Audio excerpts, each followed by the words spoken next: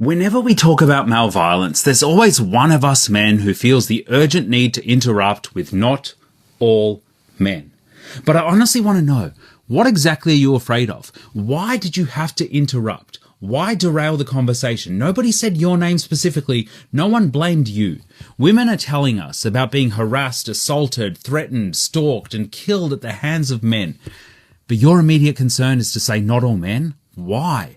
Women are constantly told to be careful around men, to watch their drink, share their location, text when they get home, don't walk alone, don't get too drunk, let him down gently, but don't be too friendly because he might get the wrong idea. Are women supposed to protect themselves, or are they supposed to prioritize protecting men's feelings? When you say not all men, what are you actually contributing to the conversation? Are you changing the culture, or are you just demanding that women reassure you personally? I think some men need to ask themselves a much harder question. Why is your instinct to interrogate the woman describing harm rather than the man causing it? Why do you become furious at women for talking about their fears but strangely quiet around men who give them reasons to be afraid? Saying not all men tells us something.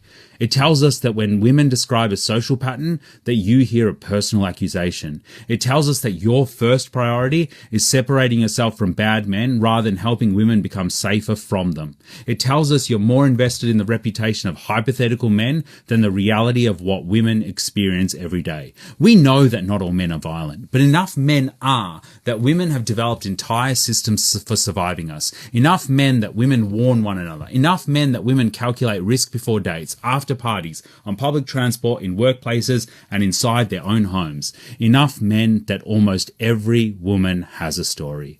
And enough supposedly good men who still respond by asking women to reassure men that we aren't the problem.